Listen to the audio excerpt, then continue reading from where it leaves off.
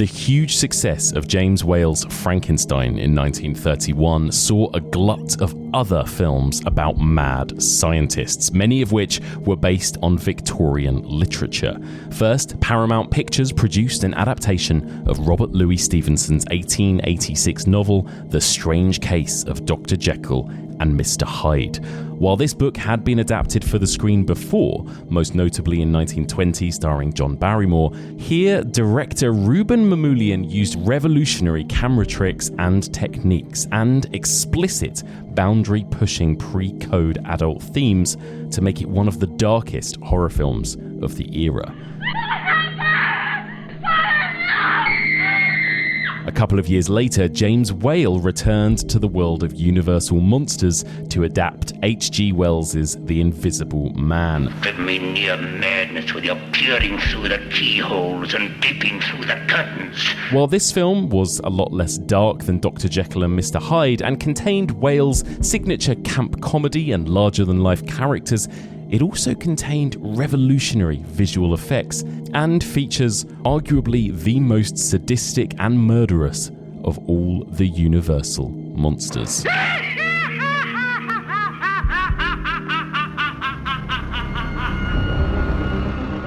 Join me as we continue exploring the evolution of man-made monsters, and we discuss two 1930s monster movies, Dr. Jekyll and Mr. Hyde and The Invisible Man.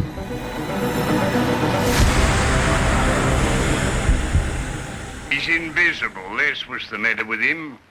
If he gets the rest of them clothes off, we'll never catch him in 1,000 years. Welcome back to the evolution of horror. My name is Mike Muncer, and as ever, I am your host. In this podcast, we explore and dissect the history and the evolution of the horror genre, one subgenre at a time. Now, we are currently in the midst of our 11th season, exploring the evolution of man-made monsters, and this is part 8. In this week's episode, as that intro suggested, now that we've done our Frankenstein adaptations, we're going back to early cinema to cover some vintage monster movies. This week, we are going to be covering two absolute bangers, Dr. Jekyll and Mr. Hyde from 1931 and The Invisible Man from 1933. Both of these discussions will be in-depth, spoilerific conversations. Both are brilliant. Give them both a watch before you listen to our discussion. So, in a moment, I'm going to introduce a brand new guest to discuss these movies with me, but also a quick note to say, in the final half of this week's episode, I'm also going to play to you a live podcast discussion from 2 years ago. 2 years ago, I hosted a screening of The Invisible Man for its 90th anniversary in 2023, and I was joined on stage by Kim Newman, Kevin Lyons, and Becky Darke for an in-depth discussion of that film. So I thought it would be nice to include that at the end of this episode. So stay tuned in the final 30 minutes of this week's episode for that live discussion with Kim, Kevin, and Becky. But first, let me introduce this week's guest, a brand new guest. She is a journalist, a writer, an author, a huge fan of anything Victorian or Gothic, and one of this week's movies happens to be her favourite film of all time. It is my great pleasure to welcome to the podcast, Sarah Cook. Hello, Sarah. Hi, Mike. How are you doing? I'm really good, thank you. How are you doing? Yeah, very good. Thank you. Thrilled to be here. Oh, it's such a lovely pleasure to have you here at last. Just tell people, if there's anyone listening who doesn't know who you are and what you do, tell us a little bit about yourself. Hi, I'm Sarah Cook. I am predominantly a historical fiction author, writing mostly in the Victorian era, as well as a freelance film journalist and a marketing manager for a film festival. I love it. So tell us a little bit about the books that you write. What kind of genre, I suppose, within the sort of Victorian era? I guess I sort of call my brand this genre, but make it Victorian. So I have a thriller series. So my big predominant series is called Diary of Murders, and that's a Victorian murder mystery. Mm-hmm. And then I've got a monster romance. Yes. And I'm currently writing a sports romance, but it's all set in the Victorian era. I love it. Monster romances and like monster erotic fiction, it's really big right now these days, isn't it? Like I see a lot of it everywhere. Yeah, really big. So tell me then, what's your kind of relationship with horror and horror cinema particularly? Like, are you a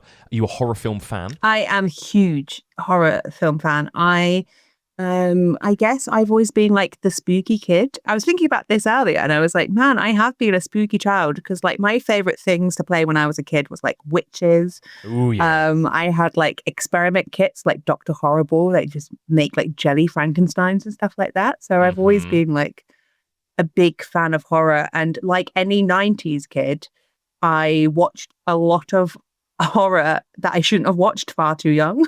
Yeah, classic. What kind of movies did you watch when you were too young? So like Scream, for example. Yeah. Big Scream fan. The Craft, hence why I used to play witches all the time because I watched that film and it altered my brain chemistry. And then I think the big one where I'm like, I can't believe I watched that when I was like 10 was Candyman. Oof. Yeah, that's hardcore. Candyman's hardcore. Candyman, and it's ingrained, and it's still one of my favorite horror films to this day. Like, it still remains the ghost in like the back of my brain. Like, this is... Yeah, it's perfect, isn't it? There is something about that era. So we're probably about similar age, right? I was born in 87. I grew up on the exact same films as you did.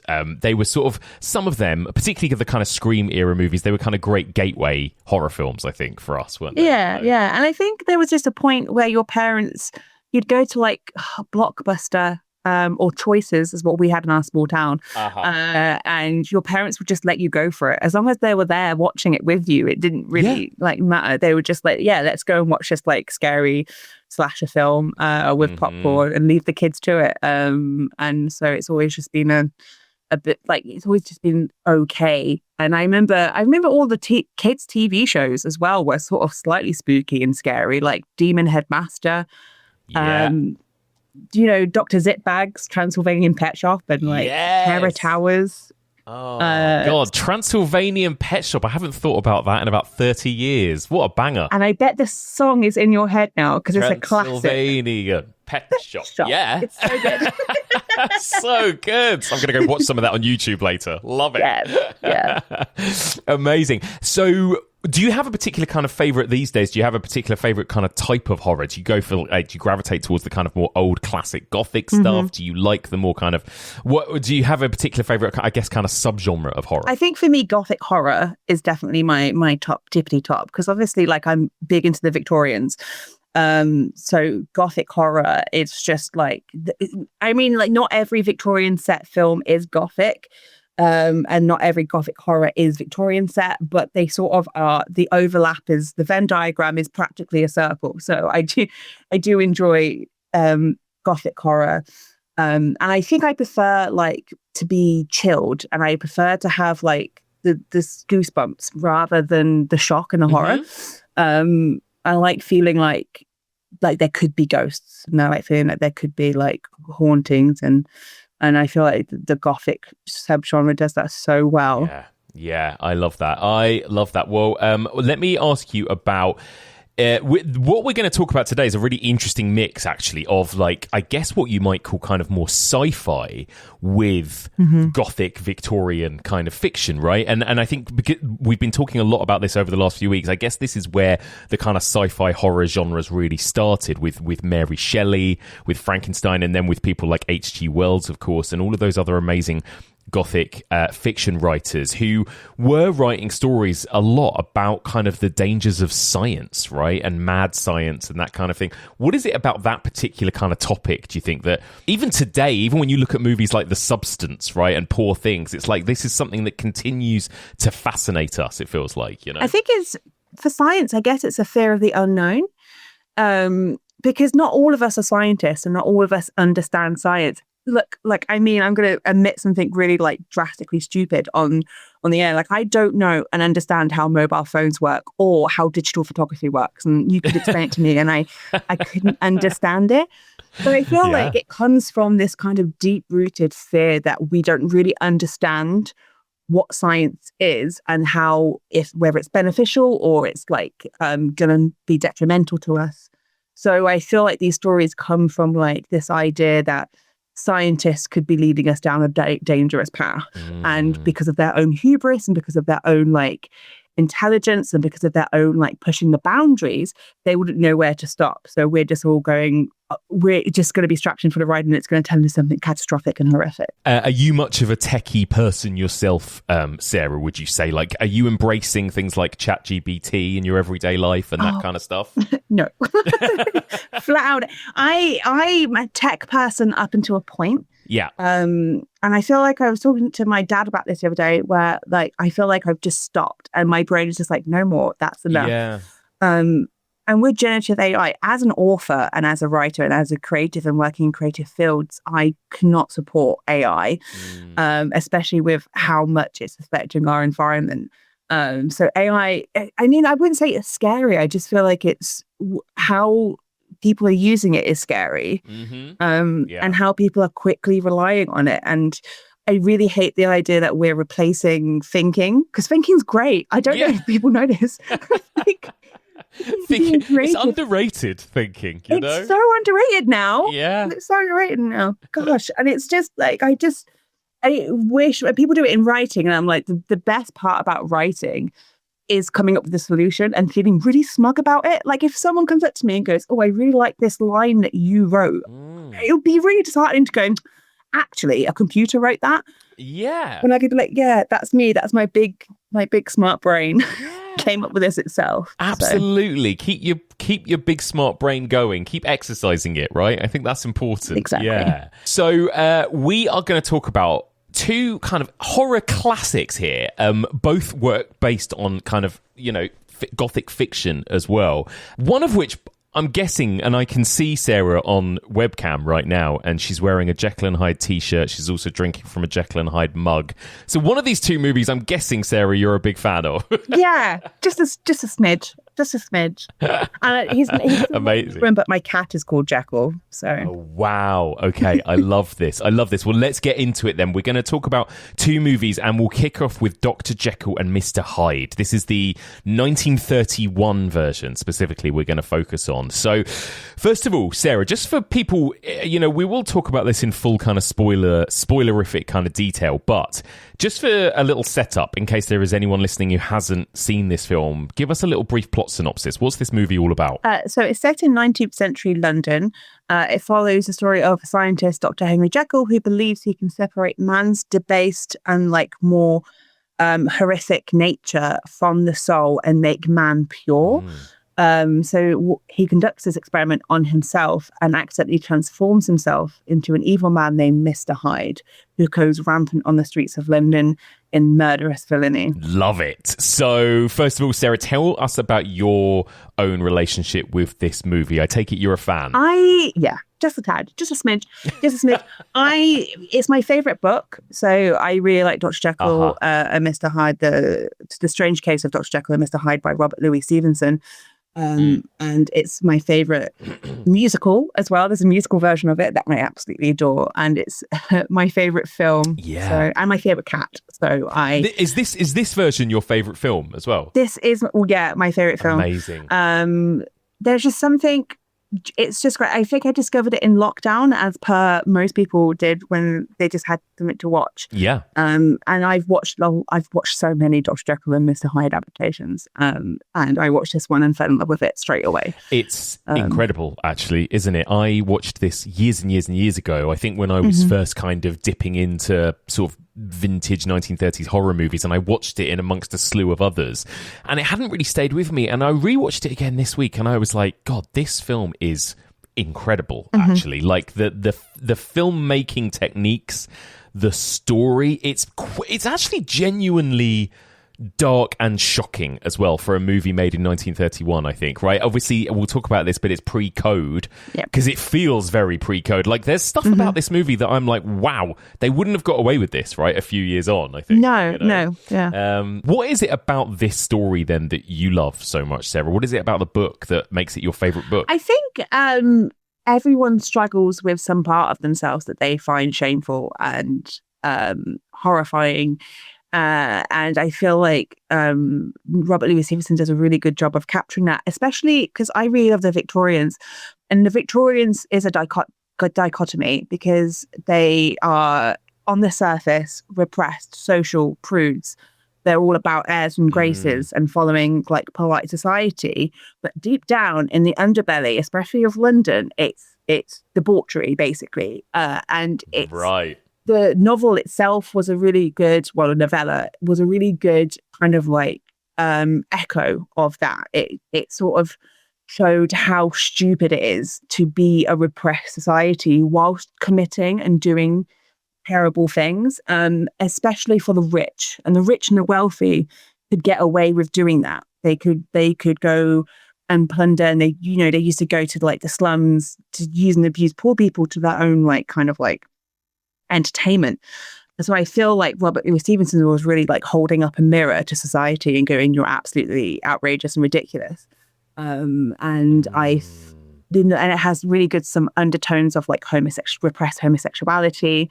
So it's just a really good and interesting book with some beautiful like prose in it as well. Some really beautiful one-liners. I love that. Yeah. And I think you're absolutely right. So much. I wonder if that's why there was so much great horror fiction in the Victorian era, because of that repression, right? Because of it there was so much about the world that was hidden or repressed, I think, right? Making it this kind of dark, seedy underbelly almost, right? And I think so much of Victorian fiction, whether it is like a monster story, whether it's a ghost story, it tends to be about something that has been repressed that is coming back to haunt us, right? Yeah, absolutely. So what about the film itself then? How first of all, how faithful is this to the book, and what changes are there? I think it's sort of, oh god, I always say it's pretty faithful. It is faithful tonally and spiritually, and obviously the basic plot of a man creates a potion, turns into the monstrous Hyde. But the way it differs is in 1887, just after the book was published, they put it on as a play immediately in Boston in America. And that's where they first introduced the element of the two women. So there's no women, I think, apart from like a few servant girls in the book itself. So there's no predominant women. Whereas in this film, you have two women who I wouldn't say fall in love, because I wouldn't necessarily say that Ivy falls in love with Hyde, but becomes embroiled with Hyde, and Muriel becomes embroiled with Jekyll. So it's two women, two sides of him. Yeah, and that's a concept that was introduced in the play version, right? Jekyll and Mr. Hyde, and not the novella itself. So that's the first kind of like deviation. But I tell you what, I think it's the only film version where they pronounce Jekyll correctly, because we've all adopted it as Jekyll, whereas 1931 it's Jekyll, and that's how it's supposed to be in the novella. Interesting. I was going to ask you about that, like why they say Jekyll in this movie. So that is actually the correct way to say it. That is the correct way to spell it, and the reasoning is because it's supposed to rhyme with seek. So it's Mr. Hyde and Mr. Seek. Hide and seek. Oh my god. Hide and seek. That's blown my mind. Yeah. I didn't know that. I love so it is Jekyll as in treacle, but it's just because I think it's a 1941 version that starts saying Jekyll, and it's just become so like ingrained that I say Jekyll, and I think I studied a text more than anyone, and I still say Jekyll because it's so like commonplace now. Yeah, I love that. And it's amazing how many adaptations there have been, right, of this particular story. This was already at least the second, right? There was a silent version about 10 years before this one. There was a version, obviously, like you say, after this in the 1940s, and we've had so many different kind of spins and variations on it. What is it about this story, do you think, that just like lends itself to so many different sort of adaptations? I think it's, again, that coming back to that I think everyone feels like they've got a repressed side of themselves, and that anyone could become monstrous. Yeah. Given like enough pressure. And I also feel like, especially in this day and age, I'm surprised it hasn't been adapted. I'm just going to pitch it now in case anyone wants, like using online, like Mr. Hyde could be an online personality, because there's so many people who like hide themselves with online stuff. So, and then there's so many like deviations in comic books as well. You've got the Hulk, the Incredible Hulk has like kind of like all that kind of repress and fighting against the good and evil in you, which I think is always going to be a thing. We're raised to believe that we're all good, but we all have some sort of evil inside of us. I love that. Yeah. Again, going back to 90s TV shows that we grew up on, do you remember Julia, Jekyll and Harriet Hyde? Do you remember that? Yes. Yeah. That's out of the chamber. Oh my gosh. Right? She was like big and hairy. That's it. That's the one. Exactly. Yeah. It was such a good show. Shout out to a friend of the pod, Stevie Webb, as well, who was actually in that show, I believe, when he was a kid. So there you go. But it goes to show, though, that actually Dr. Jekyll, Mr. Hyde, it's a character that has stayed with us and has been with us since we were young, alongside Dracula, Frankenstein's creature. Jekyll and Hyde is one of those monsters that we are aware of from a very early age. I think it's quite ubiquitous, isn't it, across sort of pop culture? Yeah, and I think he also featured, there was a book, the book features in Pagemaster, which was, I think, my first kind of like into it, because then he transforms during like that bit. Yeah. And then also Arthur the Aardvark cartoon has that amazing song in like their musical episode, which I always sing to myself whenever I watch any Jekyll and Hyde. I love it. That's so good. So it's really striking, this movie. Like, it's really interesting. 1931 was such a crazy year for horror, actually, because you have Dracula at the beginning of the year, and that feels, even though it's such a big, important, groundbreaking film, it still feels like it's got one foot in kind of silent cinema, and it's quite theatrical in the way it looks. And then you go to Frankenstein, James Whale's Frankenstein, and already the filmmaking has like really stepped up a notch. And then you go to this movie, and the way that it begins with these kind of point of view shots and the way that the camera moves around, right, is immediately quite astonishing, I think, right? What do you think just generally of the direction and the way that this movie looks? I adore it with every fibre of my heart. I think Muncer is such an inventive director who is so aware of what's going on in the scene, what he wants the camera to do and what he wants to film as well. And he's just not afraid to be inventive, like those POV shots where you don't get to see Jekyll until he's looking at himself in the mirror. It's such a brilliant way to start it. And also having that kind of like, there's one sequence that I always sticks in my brain whenever I think about this film, and it's Hyde running away from the police. And he runs past the camera and the camera stays. Yes. And any other director would follow Hyde and keep going. But Muncer stays, and then it's just his shadow getting bigger and bigger on this building. Yeah. And it's just something like that where you're like, this is just so incredibly well thought filmmaking. And also he really pays attention to the opulence of the Victorian era. So then snaps to like a statue, like for one bit, where the characters are still talking, but he looks at a statue that represents what they're talking about. And there's a really horrific scene where you don't see the act, but you see Hyde attack Ivy.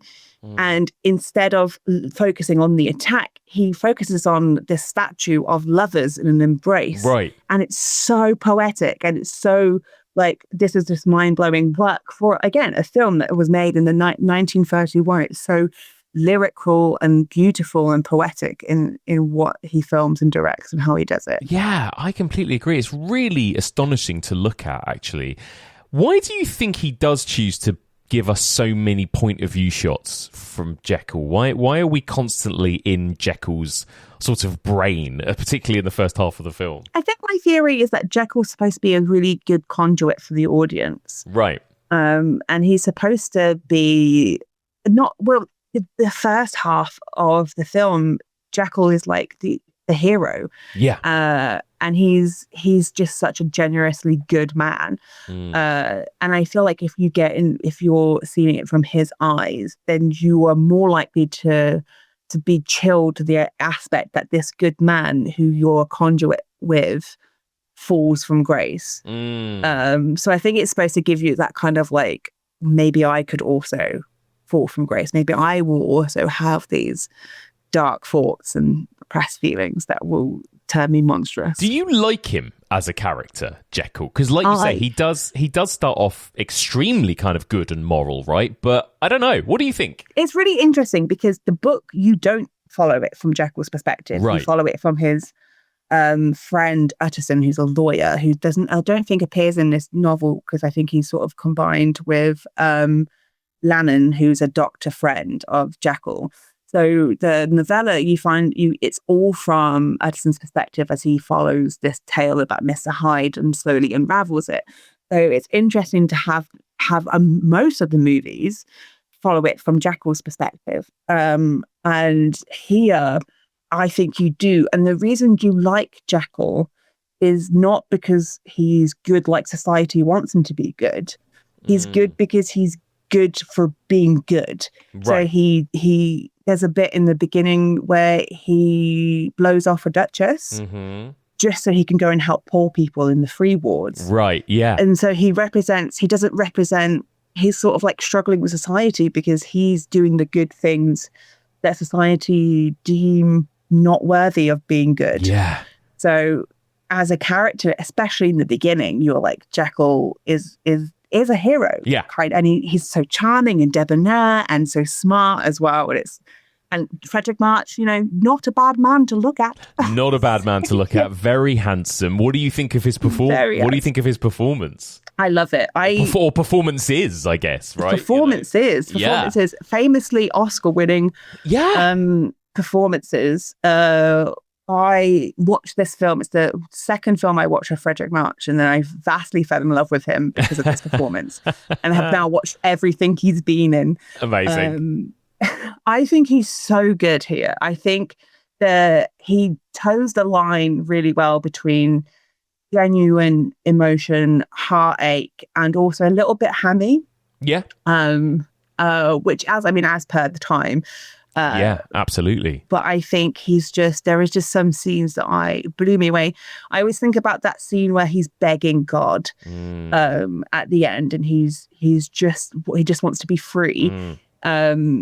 And it's just, you could just see that he's gone from this lighthearted, like spring in the air, spring in his step, kind of beautifully like idealistic man to this tortured, like shell of a being of who he used to be because he messed up. Yeah, I think he's pretty astonishing too, and particularly all the stuff he gets to do throughout the film is really interesting, and you do get that kind of nuance in him as a man, even from the very beginning, I think, because like you say, he is basically a good, decent person. That's how he presented, but he has this, and I guess there's this thing that he's incredibly honest about it, but he has these dark desires, right? And he's actually very open about the fact that he has these dark desires, which is, I think, in film language, that's quite unusual. You're not used to seeing a leading handsome man kind of talk like that, I think, Yeah. And he chastises his friends when they're like, I don't have these thoughts and desires. And he's like, you're a liar. You absolutely do. Right. We all do. And it's so refreshing to have someone come out the bat and be like, yeah, I think about like sex. And especially in like a Victorian man in a 1930s film going, I want to be with my fiance, and it's insane that I can't do the things that I want to do because of society. And it's you're right. Having someone be like, I do have darkness in me is so like iconic for a good hero. And this is usually stuff that you get with like a gritty anti-hero. Right. And this is a guy that's fully like, but those desires don't necessarily make me a bad person. Right, exactly. And I suppose that's the thing. He is in some ways maybe an anti-hero because of his Mr. Hyde side, I suppose. That's the thing. But he's kind of showing those kind of two extremes in this. So he is, I guess, engaged to, courting, right? Muriel, played by Rose Hobart. And yet again, like, this is a really interesting thing. They have this kind of long engagement, right, that they're facing because they're waiting for kind of her father, right, his approval in order to get married, and they seem so desperate. And how much of that, Sarah, is just they are just desperate to fuck? I think there is genuine love between them, and genuine kind of, because you'll drop down in the middle of their relationship, so you don't get to see how it's developed. And they've already waited like 2 months, right, at this point. Yeah. To be engaged. You don't know how long their courting is, but it's the Victorian society, so it's probably a little bit of both, that they generally do love each other, but also they want to fuck each other because they're not allowed in the same room without a chaperone at all. They're not allowed to see each other alone. That's why they sneak off in the dancing, because her dad's distracted, so he runs takes her out and kisses, which is, if they got caught, not allowed. Yeah. So it's very much like a frustration of both things, of I can't be with the person I love alone. Yeah. And also I want to fuck her. I want to fuck her real bad. Right. And like, it was kind of crazy and I think really impressive is that isn't even subtext. Like, that's literally the plot of this, right? Is that he desperately wants to fuck and he can't. And so, of course, we have all of this kind of, like you said, this kind of Victorian sexual repression. And then, of course, he meets the character of Ivy, who is fascinating, right? Played brilliantly by Miriam Hopkins. He sees her being attacked by a man outside a boarding house. He sort of saves her, drives the man away, carries her up to her room. And this is where she, again, tries to fuck him, right? And again, I was kind of shocked at how this scene was shot and portrayed.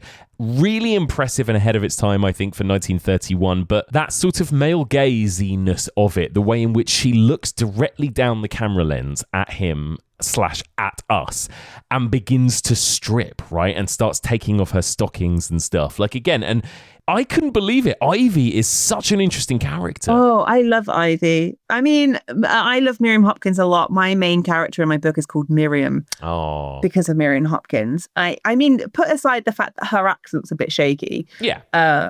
It's not the best, but I really love what she represents. And I think Mamoulian is really good at showing the difference in class. Yeah. And how the working class could revel a little bit more than the upper classes, especially the middle class. The middle classes is the most strict class of the Victorian era because they're trying to uphold the rich, whilst the rich can do what they want because they're rich, and the poor, there is no airs and graces for them. That's interesting. Yeah. So I think she represents someone who's a little bit more free, and I think there's a really good. That scene is just really provocative, and so like her whispering to him, her little dangling leg, the fact that the first thing she does is kiss him when he's nearby. Yeah. She's just so unafraid and doesn't have the constraints that he has to be unafraid and desirable. Yeah, and again the way it's filmed, right, where she's literally looking down the camera lens and smiling as she begins to strip off, right? It's, unbelievable. We're about 15 minutes in at this point, and I was like, holy shit, what is going on here, Yeah, really, really, like, close to nudity. Yeah. Like, the closest. Right, yeah. Exactly, yeah, it's quite explicit, isn't it? And, of course, he is very tempted, right? I mean, he is that close to going for it. Oh, yeah, like 1,000%. Like, there's just, the minute she kisses him, there is just absolutely no fight from him. Like, he's just like, yeah, no, I like it. The only time they stop is because Lanham comes in. He's like, he's so like, he just dismisses it. He's so not like, that was a bad thing. I did a bad thing. He was just like, well, I'm a doctor, so that's my fee for that kiss. Right. Like my fee. Right, exactly. So the scene is kind of bold and explicit in that regard. And, again, it's worth mentioning that this is a pre-code movie. And I've talked about this quite a lot before on the podcast, but just to remind people, this means it was made before the Hays Code, also known as the Production Code, came into effect in the mid-1930s. And that was kind of heavy sort of censorship that was forced upon Hollywood movies, right? And when you read the list of kind of do's and don'ts of the Production Code, it is hilarious and crazy and dated, right? So, you can't have the ridicule of the clergy, you can't have any profanities, you can't include images of white slavery. Any other slavery is fine, but no white slavery.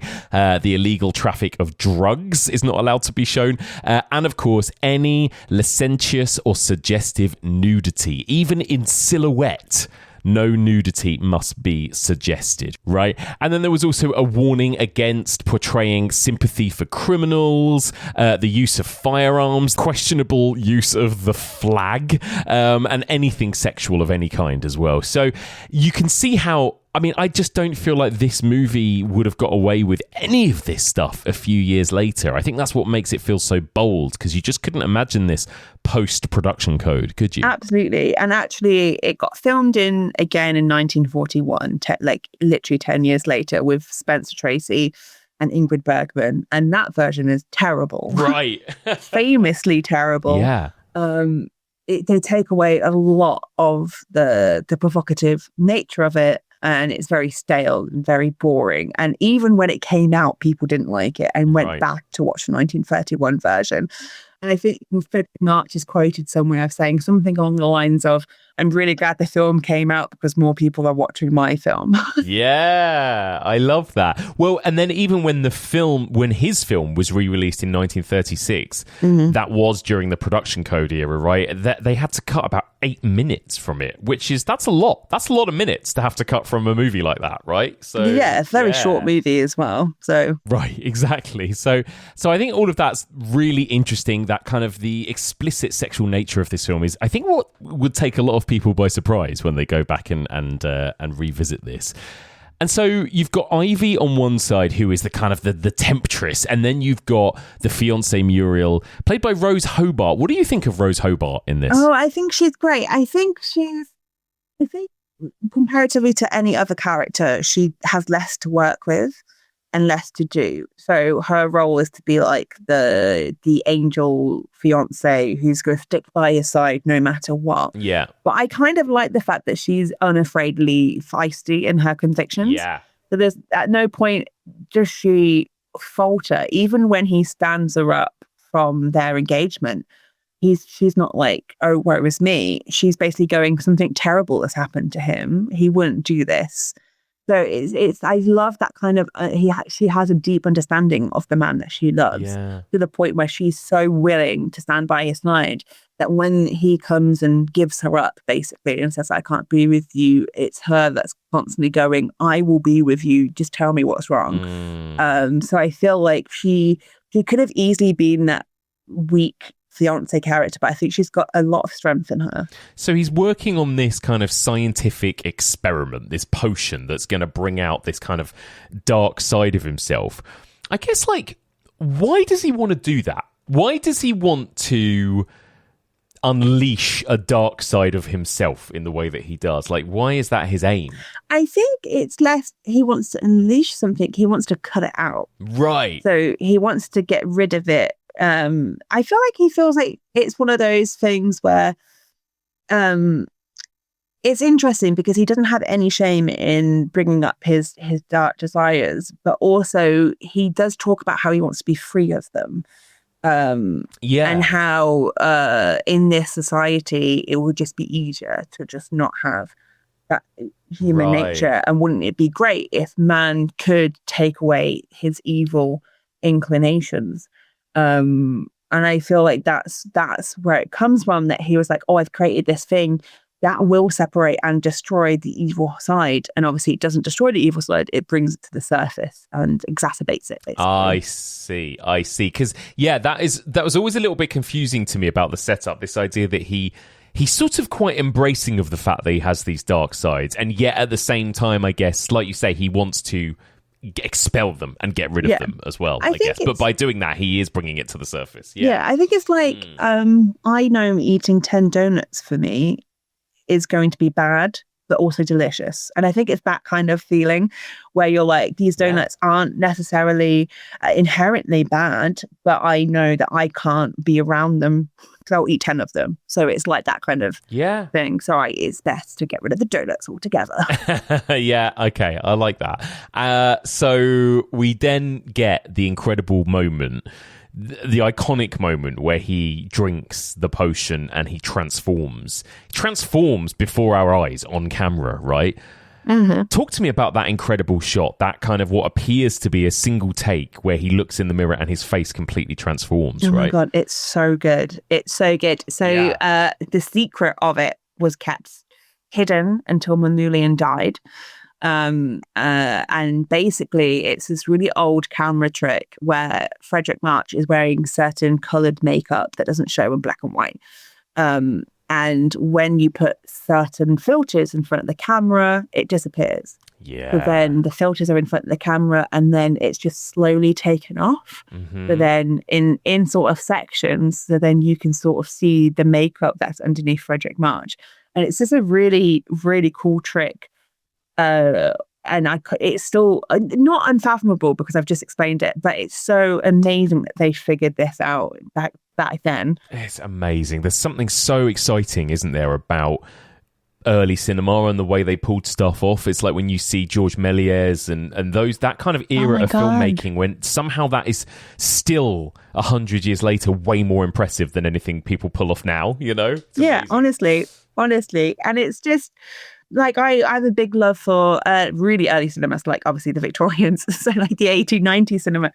And you watch some of the stuff that they did and figured out really early on when cameras just got invented, like jump cuts and like blending the scenes together in editing and like point of views and putting cameras upside down. And it's so amazing that it's still early days of cinema, and again, I watch it with people for the first time and they're like, that's how did they do that? And you're like, wow, it's just seems so simple but actually really inventive.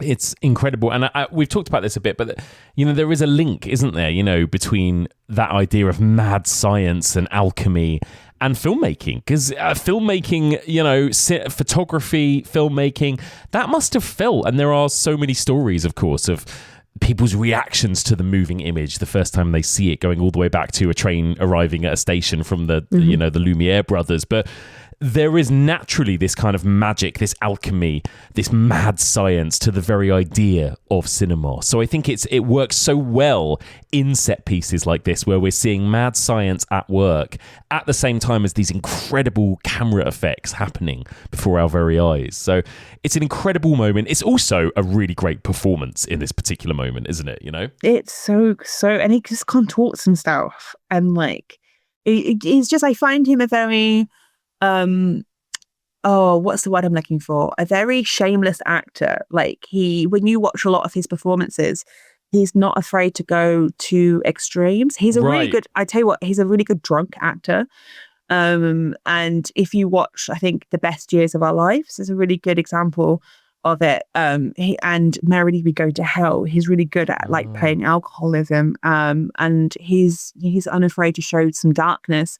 There's a really good film of Cary Grant called The Eagle versus the Hawk, where he basically has a mental breakdown, and some actors don't do it these days. Just to watch someone slowly unravel, and I think Frederick March is so good at capturing that kind of part of it, and in the sequences where he's transforming, he's unafraid to become ugly in it. Yeah. As a very, very handsome man, he's like, right, do you know what? Even before I'm Hyde, I'm going to look hideous. Yeah, absolutely. And then he becomes Hyde. Let's talk about, first of all, the performance and how his performance style changes. What do you think of Frederick March when he becomes Hyde? He's almost gleeful, isn't he? He's almost like there's this really, the first thing that Hyde ever says is free. And he comes and he looks at the mirror and he goes, free at last. And it's a really interesting thing, because I feel like that's what Frederick March does with his performance. And he's like, I'm free to do whatever I want. He gets the makeup on and he's like, I'm a bit more gleeful and I'm a bit more sinister, and I'm going to laugh in the rain, and I'm going to, you know, leer and fight. And it's just so unapologetically reveling in the villainy of it all. Absolutely. And you know, villains are always more fun to play than the good guys, and you can see just how much fun he's having in playing this character. There is a kind of freedom and liberation to it, I think. And that is also what Mr. Hyde is, isn't it? It's our id, it's our base animal urges, it's our primal instincts that we keep hidden and repressed. It's that, but free, coming out to do whatever it wants, right? And so yeah, I'm not surprised that that's his first line. Let's talk about the makeup, though. I feel like this is slightly trickier ground, isn't it? And there is a bit of, you know, controversy in some ways, I think, about the way in which he is portrayed physically. Yeah, I generally think that they were aiming for the Neanderthal man, right, to make him look like if we gave into our darkest desires, we'd just be cavemen following our instincts, kind of primal look. is how I think he's supposed to be made to look up. But of course, a lot of people have written about how it could be portrayed as a racist depiction there, a racist character, because he is coded as a black man, I suppose, in his physical appearance. Yeah. And I'm, as a white person, I'm not going to sit here and be like, hey, you're wrong, because if that is what you see and that is what's harmful for you, then I'm not going to tell you that you're wrong in inferring that. But just that I kind of see it less that they were doing it about a race, but more about a Neanderthal type man, and that image of like the hunched up, thick-browed Neanderthal. Yeah, absolutely. And again, like he's quite a scary guy, Hyde, right? Like this is where it gets really dark in his interactions with Ivy, right? And again, like it's kind of implied, but it's more than just implied, actually, isn't it? That he is essentially like physically and sexually assaulting her, right? Yeah. It's not. Yeah. There is. I think it's the second sequence with them, which goes on for longer than, like, it's almost like Deliverance or Straw Dogs-esque length of uncomfortableness. Right. That you are watching this sequence play out, and there's no music, there's no laughter, it's just these two actors, and he is basically telling her that he's going away, and she's almost happy about it, and he clocks it, and then he basically assaults her. Without before psychologically torturing her before that as well. So it's such a long sequence that is surprising for a film of this nature, that they focus on these just two actors with this one person utterly terrified and this menacing guy. Yeah, it's brutal, isn't it? Really, really scary and really sad for Ivy, really sad. I think, right, throughout the rest of the story. How aware do you think is Jekyll? Does Jekyll remember everything he does, do you think, like when he switches back? I think he does, because there's that sequence where he gives her money and he's that's right. That feels very much like a guilt thing, right? That he's sending her money the next day or whatever. Yeah, I think it's established in the novella, or at least in the play, that he can remember what Hyde does, but just can't control it. And vice versa. So like Hyde will always remember what Jekyll does. So when she goes to Jekyll to beg for help, Hyde knows every word that is said in that instance, which becomes the most chilling, I think, sequence is when it becomes really scary, is that Ivy thinks she's free, and Ivy thinks that Dr. Jekyll has come in and saved the day, and what she doesn't know is she's basically pleaded to the same guy who's going to come in and attack her, and she's cheersing in a mirror, like, she's got this champagne and this money, and it's all coming up roses for Ivy. And then behind her, Hyde walks in, and she's like, no one knew that conversation. It was just me and Jekyll. And he tells her, and he's like, I am your angel. Oh, I am the one that you'll play. And it's so horrifying, and it's such a menacing sentence for him to be like, I am the one that you're in love with. It's me. We're one and the same. It's brutal. It's really brutal. And again, it's kind of upsetting and shocking. You are looking in at a kind of abusive relationship, I guess. And again, it's kind of really startling to see in a movie of this age, I think. And what about, like, what do you think about the decisions of sort of what they show and when he transforms after that? Like, there's a moment, isn't there, when I think he's watching like a cat stalk a bird, and then that seems to like trigger a transformation. And what is it that's kind of triggering him to transform then throughout the rest of the movie, do you think? It's really interesting because basically he triggers himself a lot. It's the same with the novella. There's this one point where I love it because it's juxtaposed against the pot boiling, where Muriel's gone away, and he's frustrated that he's not seen his fiancée for months. And he sat there, and he's only transformed to Hyde once at this time. And he sat there wondering what to do, and then a pot boils over, and he decides that he's going to become Hyde again, so he can do a lot of like rampaging as himself. So a lot of the times before, he's the one who transforms into Hyde purposefully. Right. And then the moment where he attacks Ivy, and sexually assaults her, he decides to give up Hyde. And that's very clear. He gives her money. He's apologetic. He goes pleading to Muriel. He utters the best sentence in the film, which is, "The sufferings of the spirit are so difficult to convey even to those who love you." So he's like adamant that he's on the straight and narrow, and the path is clear for him now. He's going to get engaged soon. He's given up Hyde, and then he watches this bird, and he says, "Thou is not made for death," to this bird. And then the bird gets eaten immediately after. Which triggers sort of something primal in him. So he watches this animal give in to its instincts, which is to murder a beautiful bird.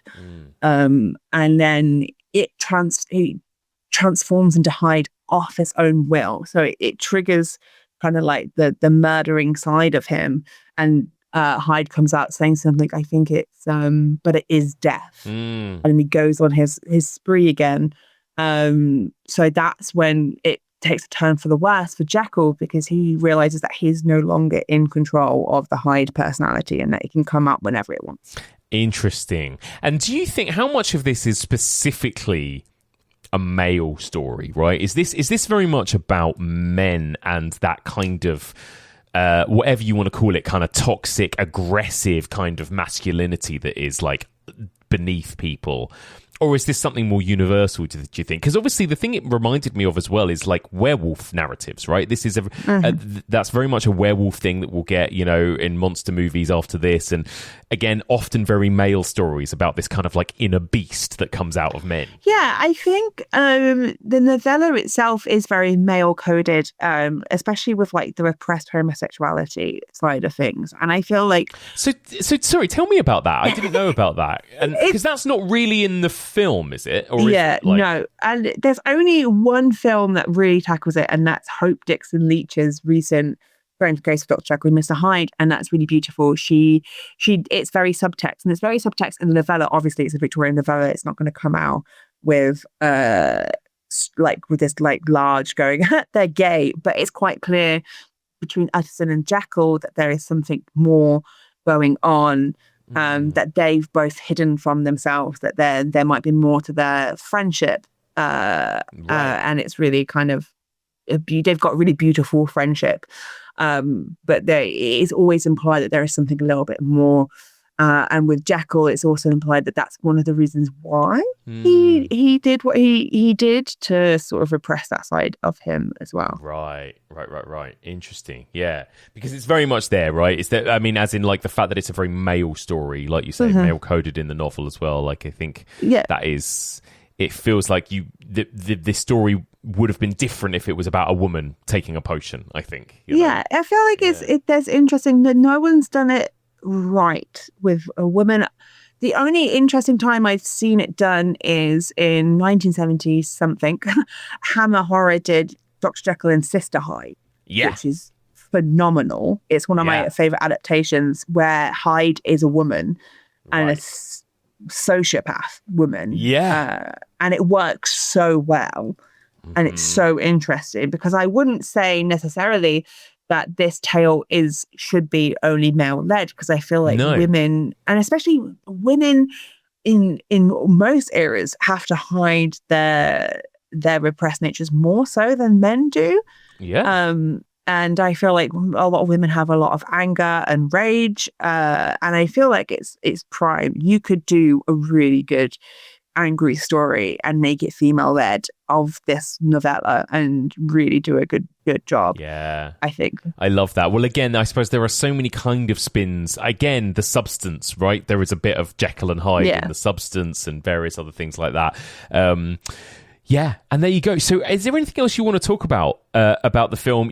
How do you find the ending, I suppose, as well? That kind of tragic, and it was always going to end in tragedy, a story like this, right? You kind of feel it. How do you find the way in which that tragic ending is pulled off in this film? I mean, I really love it. I have a massive love for Edgar Norton, who is the butler, Jekyll's butler. And he's great. He's in a lot of 1930s and 1920s films as a butler. That's his like one role pretty much, and he turns up all the time, and it makes me very happy. And I feel like having him be the person grieving over Jekyll is really, really beautifully done. And I think it's really, really good sequence of events that happens. But my favorite thing about the ending, every time I introduce this film to someone, it's like there is a skeleton at the end of this film. And it's the police officer shoots Jekyll or Hyde, shoots Hyde. And then he's like this. And then he goes, Ada. And reveals this skeleton with a shocked face behind him, and it just makes my day. Oh, really? Oh my God, I don't know if I noticed that. I love it. Yeah. Okay. So skeleton cameo in the end, it makes me giggle, even though it's a tragic end. But yeah, I feel like having displayed out on his science kit, basically, and his experiment, this beautiful man dead by his own hubris, basically, is a sad, tragic ending. Well, yeah, and it's such a common ending in this subgenre, isn't it? I mean, Frankenstein, interestingly, Frankenstein was supposed to die in the Universal movies, and then those endings were always changed to give him a happier ending. But I think here feels more true, actually. And again, just that is so interesting, and how much darker Jekyll and Hyde is in comparison to Frankenstein, I would say. But we're about to talk about another film in which a mad scientist also is shown dead in the final shot of the movie, splayed out dead as a result of his own, mad hubris, I suppose. So we'll get to that in just a minute. But just to wrap up on Dr. Jekyll and Mr. Hyde, I usually ask people, Sarah, how they think it holds up. This movie is nearly 100 years old at this point. But I'm guessing, seeing as it's your number one film of all time, you think it holds up pretty well. Yeah. I think it holds up really, really well. And I feel like people talk about Universal monsters all the time. And then I sit there and I'm like, please talk about Paramount's Dr. Jekyll and Mr. Hyde, because it did something so refreshing and so innovative. And I feel like it's the pinnacle adaptation of Dr. Jekyll and Mr. Hyde. I've not seen a better version of this story. And I've watched many versions of this story. It's really interesting because obviously it is a story that has really stood the test of time, and there are millions of variations of it. But you're right, it's not got that iconic status that maybe a Universal monster movie does. And I wonder if that's partly because it's just a little bit more, it's actually more transgressive and more shocking and more upsetting than most of those monster movies. That we're about to talk about The Invisible Man, right? Those movies have much more of a tone of kind of fun. And this movie is actually, in a great way, not that fun, Yeah, it's not a romp, No. And I feel like it makes it clear that whenever Hyde is, like with a lot of the Universal monsters, whenever the monsters are, it's almost campy and comical, right? But the minute Hyde, and I think you get campy for a little bit, for like a minute of Hyde, yeah. And then the minute he meets Ivy, it switches and the rug is pulled and it becomes something so dark. Yeah. It's amazing actually how much it kind of feels like it's resonated amongst, or reverberated across cinema since. I've had to watch loads this year for various reasons, but I've had to watch and screen David Lynch's Blue Velvet a lot. And there's something Jekyll and Hyde about that story, I think, about Carl McLaughlin's character and then Frank Booth, Dennis Hopper's character, as the kind of other side of that coin, and the two women, the one that's kind of hidden away and the kind of like the pretty angelic one as well in his life. And you see that kind of dynamic and that kind of vibe across characters like play out again and again and again since this movie. Yeah, it's interesting you bring up Blue Velvet, because Blue Velvet has that the same kind of Victorian repression element to it, that the bright coloured suburban town where nothing goes wrong and there's no crime, it's all idyllic, whereas underneath there is a seedy underbelly to it. So yeah, absolutely. Isabella Rossellini has got a bit of Ivy to her, I would say, right? I think, and obviously the two men in that film are very much the good and the bad. So yeah, I think that's really interesting. Well, there you go, Dr. Jekyll and Mr. Hyde. What a absolute banger. Incredible. Now we're going to talk about another film that's so wildly different in tone, right? But another kind of sci-fi horror from the 1930s. This is a Universal monster movie, of course, and this is The Invisible Man by James Whale in 1933. Again, Sarah, if you don't mind, just set the scene for us. Give us a little plot synopsis of this one. So this is a bit different. So a bandaged man appears in a remote village pub and asks for a room And residents are horrified to discover this man is completely and utterly invisible, and it's a result of an experiment gone wrong. Indeed. What do you think of this film, Sarah? And what's your kind of history with this movie? When I first watched it, I wasn't a huge fan of it. But that's because it sort of really quickly goes, no more gothic nature. It's just going to be campy and fun. Yes. Really quickly. And it's just like, we're just going to just go for it. And for a long time, I just didn't revisit it. And I have revisited it recently, obviously, because I was doing this. And I actually have a bit more appreciation for the campy, fun, schlocky elements to it. But it's not necessarily my favourite Universal monster. Well, I know what you mean by that. It is definitely, if you're a fan of the Gothic, there isn't a whole lot of Gothic in this movie, right? Beyond the initial setup. When it begins and we're in that beautiful kind of snowy, dark country landscape, it does seem like we're going to be in some sort of Gothic tale. But soon that tone really does shift, doesn't it? And it does feel so different to the likes of Frankenstein or even Dr. Jekyll and Mr. Hyde, I think. And I think that's particularly James Whale's influence. You know, James Whale, we've talked about him a lot. We talked about him with Frankenstein and Bride of Frankenstein. We've also covered The Old Dark House on the podcast before. His movies slowly, you know, they always juggled kind of slightly grotesque or camp comedy with horror. That balance is skewed much more towards horror in the original Frankenstein. And then slowly with each movie that he does throughout the 30s, there's the balance kind of slightly skews more towards comedy. And I think here there is a lot more. He seems a little less interested in making a horror film and more interested in kind of visual tricks and weird and wonderful characters and larger than life performances. And so you've got this kind of this cackling man running around stealing people's stuff, and you've got characters screaming and shrieking and running in and out of pubs, and you've got loads of incredible visual camera tricks, which we'll talk about. But I think it's the James Whale tone, isn't it, that feels so different to the tone of Dr. Jekyll and Mr. Hyde. But having said that, the Invisible Man is a brutal Universal monster. Like, he is a mean fucker, isn't he? Yeah, I feel like there's a moment in the beginning where he's a bit rude and you're like, okay, what's going on here? And then he's a bit suffering scientist. And then he goes 180 and just becomes this absolute gleeful arsehole. He's like, do you know what? Fuck you all. I'm just going to have the best time. Like, you don't like me as invisible? Fine. I'm going to have a great time. Woohoo. Yeah. Singing nursery rhymes as he commits crimes. Right, exactly. Which, again, that actually sounds quite scary in theory, doesn't it? You know, singing creepy nursery rhymes as he mass murders people. But it's not really done to kind of evoke terror, I don't think, is it? It's more kind of like we're marveling at the visuals and we're kind of just having a lot of fun with this movie. Is like, first and foremost, this movie is just so much fun.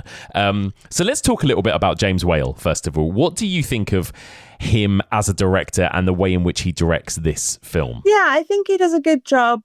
There's this really good thing, and it's just the beginning introduction to Gloria Stewart's character and her father.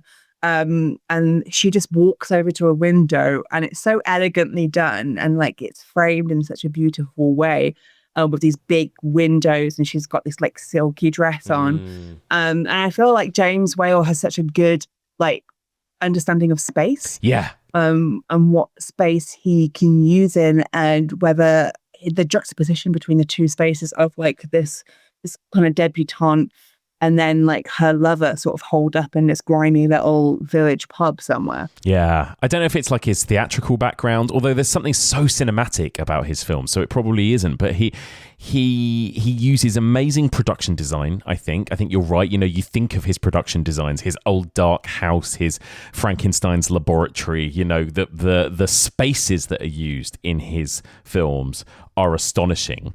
And I think that's no different here, you know, with that snowy landscape, the pub, you know, the large rooms with the big windows and the use of negative space, of course, because we are dealing with an invisible man. There's a lot of use of negative space in this movie as well. But also lighting. I'm always kind of astonished at the lighting in his movies, the way in which he uses his black and white cinematography to create these kind of stark black and white contrasts using light and dark and strips of light moving across rooms and that kind of thing, you know? Absolutely. There's a really good sequence where the gramophone is speaking about the news of like an invisible man. Yeah. Like, oh, terrible news. There's an invisible man on the run. Yeah. Hide your kids, hide your wife kind of thing. And then the camera pans into the gramophone and then it goes into like another, comes out and it's like two old people listening to the same thing. And I think that's got like, he's got a really good some invention there to play around with form and editing. Yeah, I think visually, cinematically, I think this is his best film to date. I think he gets better with Bride of Frankenstein after this, but I think this is his next best, most technically accomplished film, you know? And then, of course, also with James Whale, you get these sort of large, campy, grotesque, hilarious characters. There is no shortage of them here from the very beginning. From the moment our main character, our invisible man, Claude Rains, steps inside that pub, we are introduced to all of these kind of insane characters, right? Particularly the pub landlady, Jenny Hall, played by Una O'Connor. Una O'Connor, who will also go on to be in Bride of Frankenstein as well. What do you think of these kind of big, larger-than-life characters that fill this movie? I really don't like the old lady in the pub. Oh, really? Yeah, Jenny. I have a problem with... there's just this kind of actor in the 1930s horror films, and it's old women who don't understand what's going on, and therefore all they do is scream. And I think the other example of this, I think I can't remember, Maud Ahern, who is in this film called The Bat Whispers.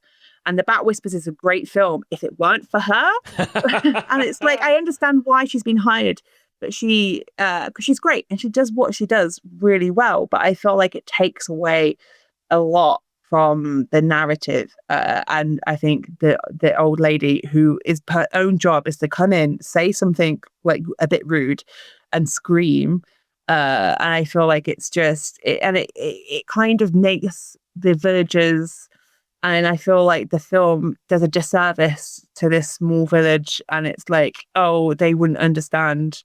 There's an invisible man, because they're puny minds. They're idiots and fools and factory workers. So. Yeah, there's a great classic kind of almost folk horror moment where Jack Griffin walks into the pub for the first time and everyone just kind of stops what they're doing and looks at him, right, as well. That's a very kind of American Werewolf in London, very kind of classic sort of horror movie trope, isn't it? But you're right, these characters are absolute like cartoon caricatures, aren't they? I think for the most part, the policemen as well, like they are purely there to be funny, I think, essentially, right? And so immediately you get a grasp of like, oh, okay, I kind of feel what tone he's going for here with this movie, you know? Yeah, I think one of them makes a sex joke. There's two men and they're talking about sucking and blowing. That's right. In a snowstorm, and I was like, is this a sex joke? Which, you know, is not uncommon for a 1930s pre-code film. Yeah. But I hadn't watched it for a long time, and was like, oh, this is really interesting. That they've gone out right out the bat with a very risque joke. I love it, and of course, the Invisible Man, Dr. Jack Griffin, he is, the first time we see him, of course, he is wearing all of these bandages, these kind of goggles, this kind of iconic look, I guess. What do you think of his look? Because again, I get it's a clever thing, isn't it? Because he doesn't have a look, technically. He's an Invisible Man, but he's become such an iconic character in that regard, you know? Yeah, the bandages and the sunglasses is such an impressive, like, that is just... Oh, I'm just trying to figure out the right word for it, because you've already said iconic, but I think you're right. Iconic is the term. It's what is synonymous with the Invisible Man, and it's again clever that you've got someone who's so good like Claude Rains, and you've just shoved him in bandages. Yeah. Yeah, I mean that's how you're going to cope with the fact that his character is supposed to be invisible for most of it.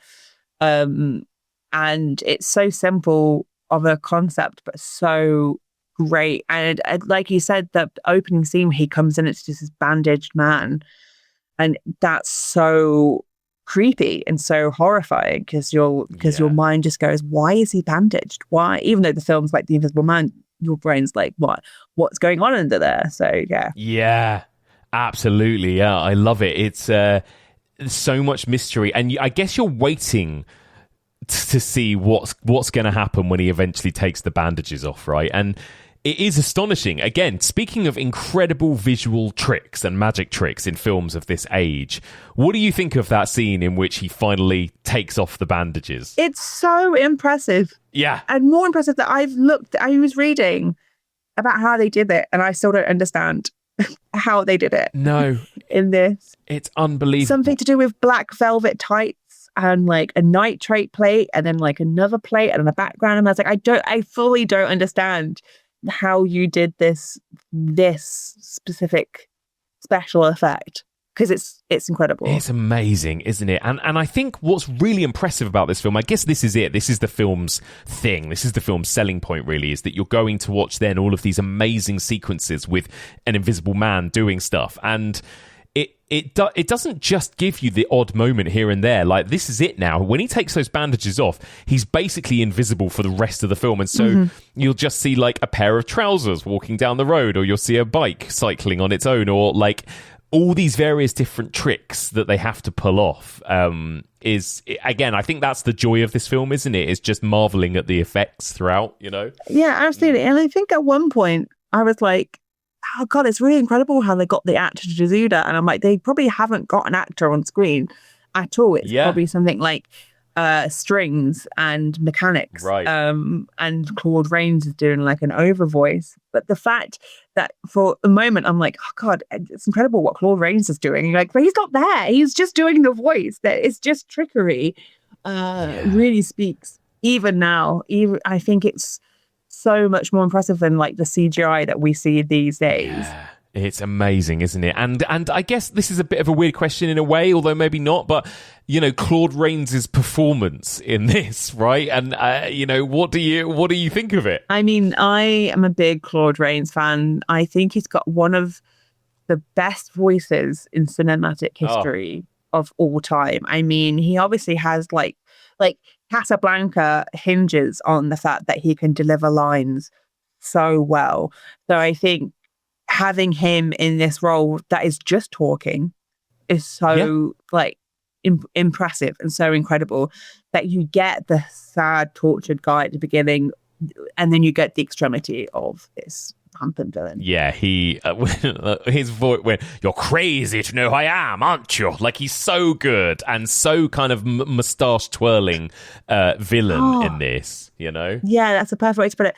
My favorite bit is when he's like, "Go round the mulberry bush," and he's like just singing nursery rhymes down the street, and all I can picture is this pretty much naked man, invisible, skipping, singing nursery rhymes, which I think is great. I just think it's great. Totally. And the thing about him being naked too, like, that's funny because they really do, they have to acknowledge that, and they have to draw attention to that quite a lot, right? Like, I kind of love that this movie actually does really lean into the science. So he has to talk about how, you know, I'm cold, let me keep warm, and, you know, and then there are these moments when he talks about how, like, when he eats, he has to like stay hidden for a while because people will see his food digesting inside him and stuff, right? Or if he walks out and it's fog, then people are going to see his outline because he's going to get like, you know, dirt on him and stuff. So it's really like, I love that they have to include all of that stuff. Like, they really get into the science of it. Yeah, and you know, unless a film wouldn't, unless film be like, yeah, he's invisible, but actually the guys here are just like, no, if this happened, then this happened. Wouldn't they see this? And I can just imagine them at the writer's table just going, yeah, but if he drank the tea on screen, you'd see the tea. Right. Exactly. Like, that tea would be going down. So yeah, I love that they have to include all of that.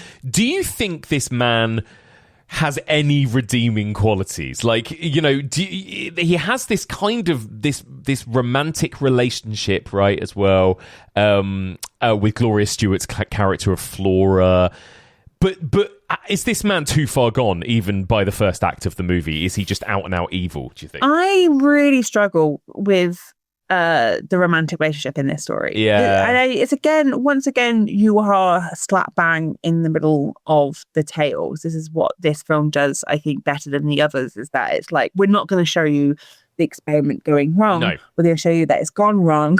He's trying to deal with the afterfacts of it, the fact that it's gone wrong. So unfortunately, what that means is that you don't get any before sequences to develop him as a scientist with this relationship. You just get this woman who's worried about the person that she loves.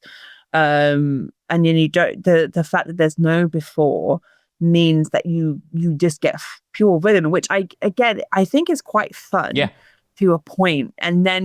But then what happens at the end is that you have to sort of feel sad when he dies. Yeah. Which you don't quite get. You're like, why are this guy has put these people through hell. And now we've got to sit there and be like, oh, it's really sad that he's dying, where it probably would have been better if he went out in a blaze of glory. Right. Kind of like King Kong style, where she's like, don't kill him, and then he dies. Yeah. And, that kind of thing. I feel like the slow ending doesn't fully work for me. Yeah, that's so interesting, actually, looking at next to the ending of Jekyll and Hyde, right? And that moment when Hyde is dead and then transforms into Jekyll, and there is this more tragic kind of element to that story. Like, tonally, obviously, it's so much more sort of bleak and serious. And this movie, you're right, like, it's funny because he's killed and then he transforms back, and we actually see Claude Rains for a second, right? But it's like, yeah, I don't know what we're meant to feel at that point, really, because he's just been a dick for 90 minutes, basically. An absolute dick. He kills a police officer at one point. And you're like, oh, okay, this is, and not for like, and and I quite like, because I think it's the 90s Kevin Bacon version that shows that it's the experiment drove him insane. It's not. That's right. Yeah. Hollow Man, classic. Hollow Man. Yeah. Which scared me when I watched it again, far too young. Yeah. Same. And I feel like this version would have done a better version if you just had probably a bit more of her explaining their relationship beforehand, just like a sequence where you could drop right in the middle of the story. And I appreciate that as a story. You don't need to watch the experiment go wrong, but you could have her talk about how it doesn't sound like him, and how, this just little things to build up the character who he was before he became the Invisible Man. Yeah, I think you're right. I mean, Gloria Stewart is great at what she's doing, but she doesn't get much to do really in this film, does she? She doesn't get anything particularly interesting to do, it feels like. No, she has to look sad, and then occasionally like cock her head when there's like a radio report, like, that's my sweetheart kind of thing. And her father has to be like, no, it's he's gone mad, and she's like, no, he'd never, no, that kind of thing. What do you think of the brutal body count in this movie, though, right? What I love is, like, there's a trivia fact that this actually has one of the highest body counts in horror history, because there's a moment when he kills an entire train load of people, obviously, with like 100 people on it. So technically this movie has a kill count of like 110 or something like that, which I think's hilarious. Yeah. Which again makes the ending, when you're going, okay, but all those people are fully dead. This man is murdered. And reveled in it. Psychopath. And he Danced on finds their the whole thing hilarious. He just laughs as people die most of the time as well. It's so fascinating. And then they're like, oh, tragic, it has to be tragic. It's like, well, no, you could have had Blaze of Glory and that would have just been fine. I kind of appreciate its meanness as well. Like, this whole section of the movie where the other man, the other scientist, Arthur Kemp, where he's like, I'm going to kill you at 10 p.m. tomorrow night. And there's a whole setup of like, how are we going to keep him safe? And you kind of just assume, again, like, movie language is telling you that he will probably be saved because we've been told that he's going to be killed, and so how are they going to save him? But no, he's just tied up in a car and pushed off a cliff. And like, again, the first time I saw this, I thought, okay, at what point is he going to escape the car before it goes off the cliff? Nope. You just fully see the car just plummet and explode. Yeah. Like, they wow. really, really just like, no shit's given, I think, James Well. No. Yeah. I love it. Well, there you go. Any other kind of highlights or moments that you want to mention before we wrap up on The Invisible Man? No, I think I mentioned my favourite one, which is the gleeful nursery rhyme. Skippy crimes with nursery rhymes. Phenomenal stuff. I love that. Yeah, I love it. How well do you think this movie holds up kind of 90 years on, in comparison to other kind of Universal or other horror movies of the era? I mean, I guess it's still iconic. You have The Invisible Man at Universal right now, and people really enjoy interacting with him. So I think it's less as like, you wouldn't go to it straight away. You'd go to Frankenstein, Dracula first, and then Wolfman, and then Invisible Man would be down the list. But I think it then is scope for a resurgence, especially with how campy it is. I feel like it'd be a really good campy night of horror. You could go with your mates and watch it on the big screen with a couple of beers and have a really good time. It's true. I screened it in the Regent Street Cinema a few years ago, and people loved it. There's a lot of laughter, and it just kind of zips along, right? It doesn't drag in any way. I think it's very fun and light and breezy, but also really brutal at the same time, which again makes it funny, I think. Yeah, so I agree. And what do you think of, obviously this movie has had loads of sequels and remakes and various other things. What do you think of Lee Whannell's recent Invisible Man remake with Elizabeth Moss? Oh, I really loved it. Amazing, right? It's really dark, really, really dark and tragic, but the tension,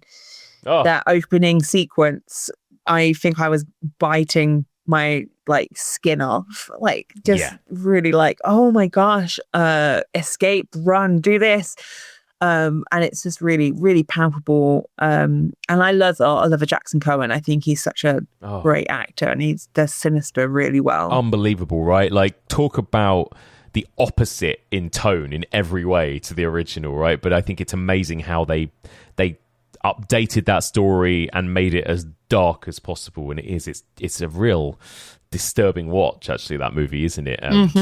Well, there you go. Well, thank you, Sarah. Thank you so much for joining me to discuss these two films. It's been so much fun. What a fun little double bill as well. My final questions for you, I mean, I think you may have already answered this question, but what I usually like to end with is asking my new guests, what's your favourite horror film? I'm going to have to say Dr. Jekyll and Mr. Hyde, the 1931 version. There you go. I love it. That's great. Any others that you would put up there alongside it? Yeah, Candyman will always be one of my favourites. What other ones do I love? I love the Limehouse Golem.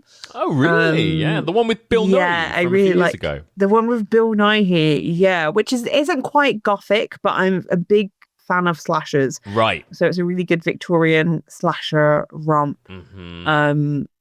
So that's one of my favorites. I like all the Universal monsters. Dr. Jekyll and Sister Hyde. There's a really good version of Dr. Jekyll and Mr. Hyde, a French version called Miss Dr. Jekyll and Miss Osborne, and that's really messed up, but it's really good with Udo Kier as Dr. Jekyll. So. Of course. There's always Udo Kier in a version of any film, right? Every time. Version of any film. Yeah. Well, he's too handsome not to play Dr. Jekyll. So. Absolutely. I love that. Amazing. Well, Sarah, thank you. Just before you go, remind people sort of where they can find you online on social media and where they can find your work, your books and everything else that you do. You can find me at Sarah Cook Writes on all platforms. And you can find my book, Diary of Murders, if you like Victorian stuff, especially, which is a Victorian murder mystery. You can find that at all good booksellers, but especially on my website, which is sarahcookwriter.co.uk. Amazing. Sarah, thank you so much for your time. No, thank you for having me. And there we go. Before we wrap up this week's episode, we've got a little bonus treat for you. 2 years ago, in 2023, I hosted a screening of The Invisible Man at the Regent Street Cinema in London for its 90th anniversary. And I was joined on stage afterwards by Kevin Lyons, Kim Newman, and Becky Darke. And the four of us had a conversation on stage about the film. So I thought I might as well chuck that conversation in for you to listen to as well. So this was recorded 2 years ago. And of course, I will say a quick caveat, as this was recorded live on stage, the sound quality is not as good as what you usually hear in podcasts, but it's a really great conversation. Becky and Kevin Lyons and of course Kim Newman have some incredible insights about The Invisible Man. So please enjoy our conversation from the Regent Street Cinema. Kim, what's your sort of history with this film? Do you remember when you first saw it, and what do you think of it in comparison to the other kind of Universal monsters of the time? I have a family history with this film. I mean, it was kind of legendary in my family. My grandmother was Claude Rains' cousin. Oh, wow. And so I grew up with... I mean, they didn't see each other after they were children, but... I sort of grew up with the mythology about him and his career and, starting out in Brixton and going to America and becoming really successful and all that kind of stuff. Yeah. But for some reason, The Invisible Man wasn't included in the television package of the other Universal horror films, which was when I first, and my generation first saw these films on Friday night on ITV or Saturday nights on BBC Two. And so I first saw this at the Scala Cinema on a double bill with Island of Lost Souls in about 1982.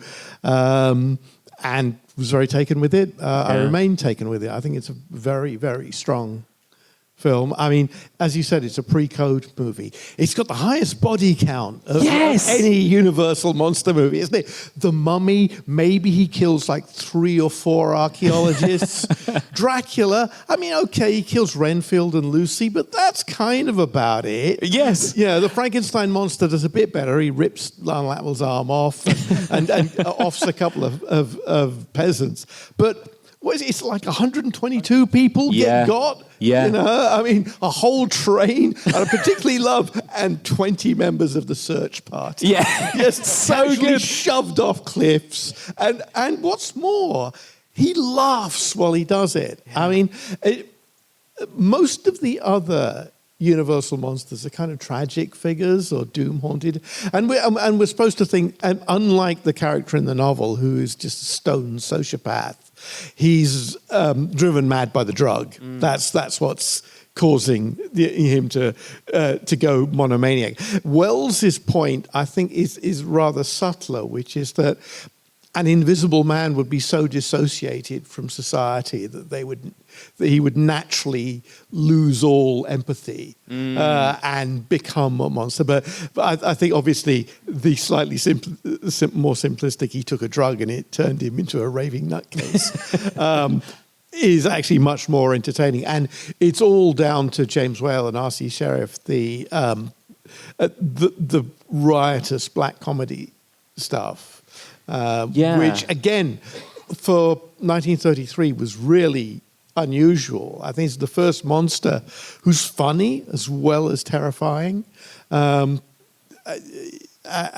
so, big Invisible Man booster here. Yeah, it's incredible, isn't it? Kev, I was going to ask you about the comedy, actually, because there was a lot of laughter even tonight in the audience, wasn't there? And I was going to say, like, how intentional were all of those laughs, all of those jokes, I suppose, in this movie? Is the film in on the joke? Yeah, absolutely. I mean, he's James Whale. What do you expect? I mean, you see any of the other James Whale horror films, you look at The Old Dark House, it's a riot. It's very funny, and he brings that same sense of humour to this.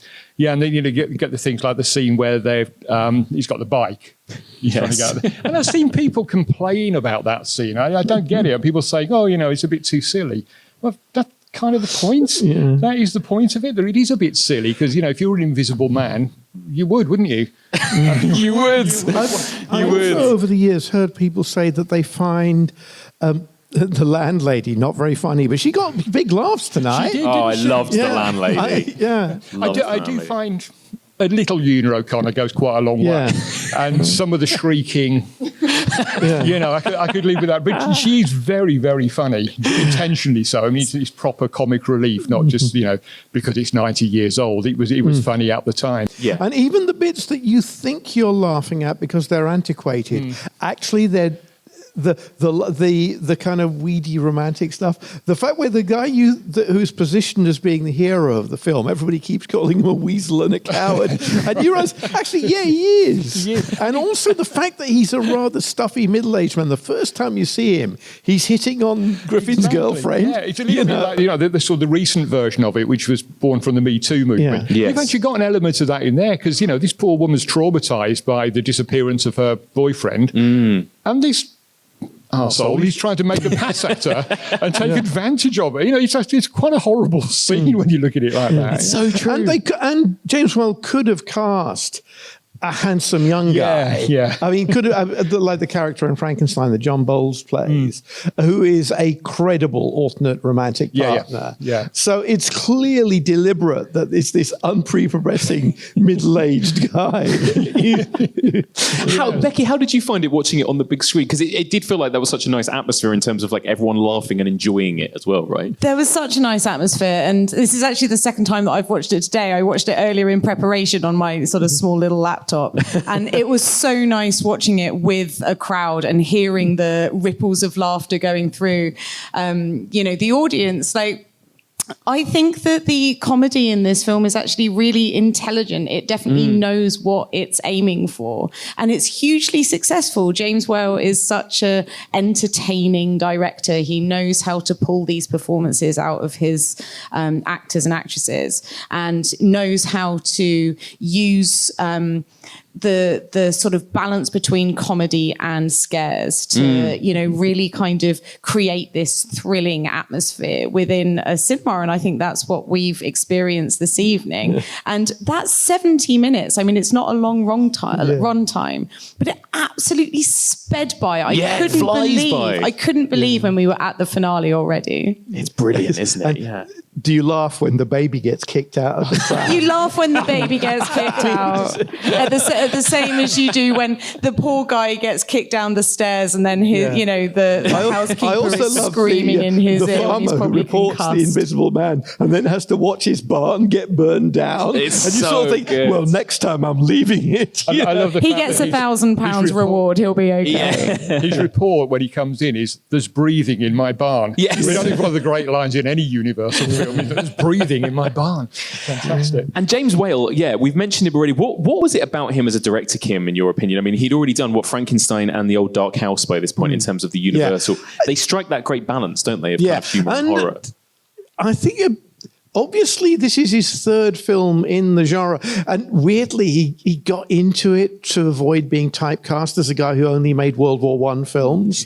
His first big hit, Journey's End, which was written by R.C. Sheriff, who wrote that, was one of the first. It was the first big hit play about World War I.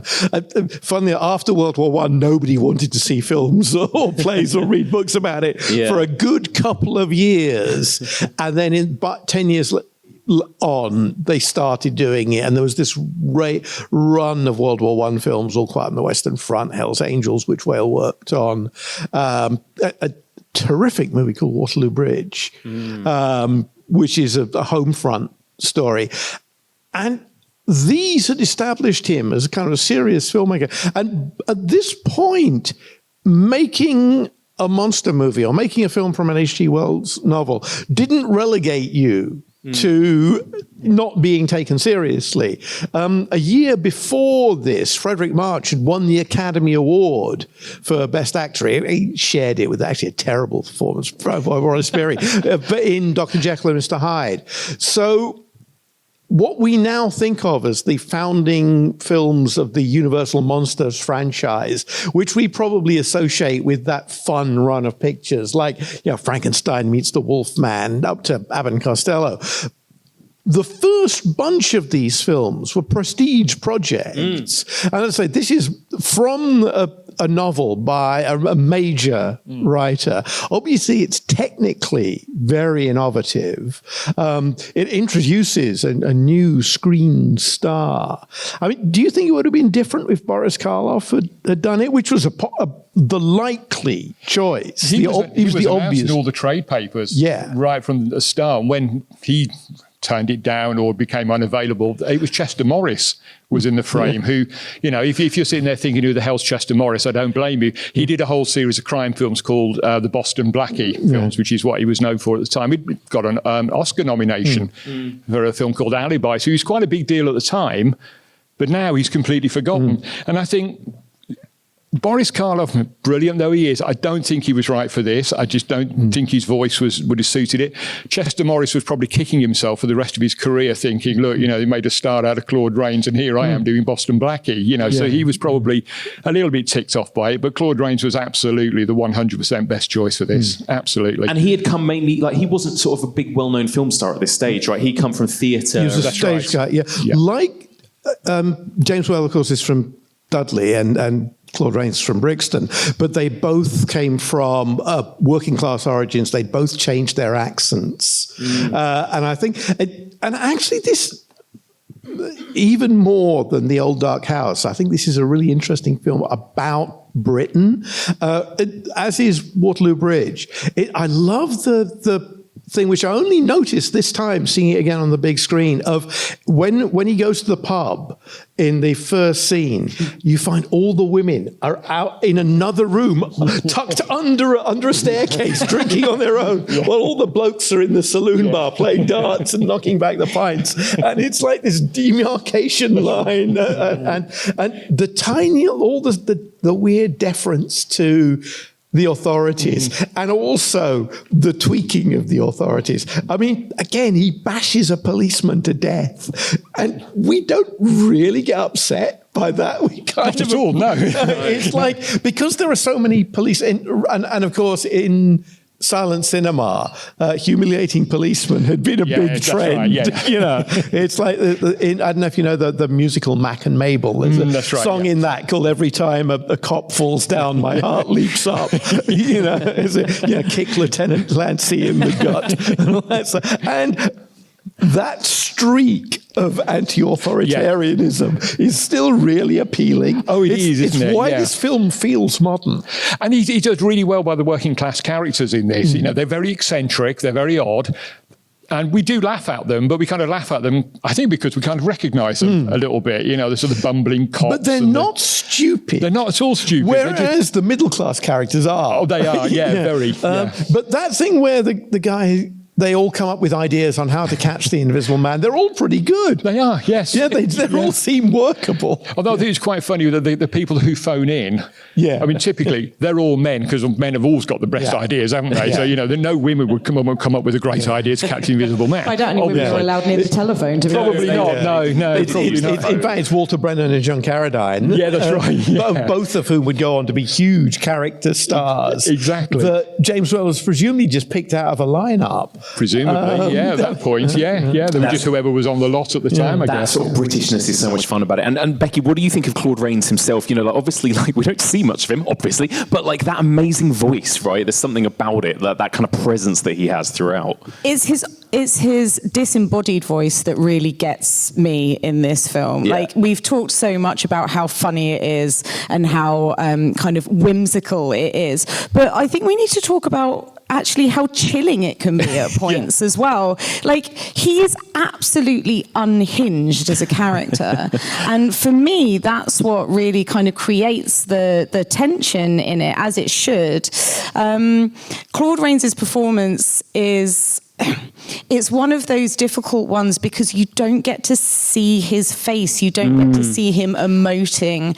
And I think really him coming into it as quite an unknown actor, as somebody who was only really known for his theatre work in Britain at the time, works perfectly for that reason, because you're not distracted by the fact that you can't see this well-known star's face. Yeah, that's true. You concentrate on the incredible effects, which I'm sure we'll come on to talk about, and also his maniacal vocal performance and the laughter and the sort of absolutely kind of manic and just terrifying kind of performance that he gives through his vocals and his it's something that really kind of caught me today, seeing it on the big screen. Was how chilling that actually is. Yeah, I think that's right? I mean, Kim, and amongst all of the kind of silliness and madness, there is something really sinister, I suppose. I mean, a lot of it actually is verbatim from the novel. I mean, Wells wrote that great speech about we'll start with a few murders.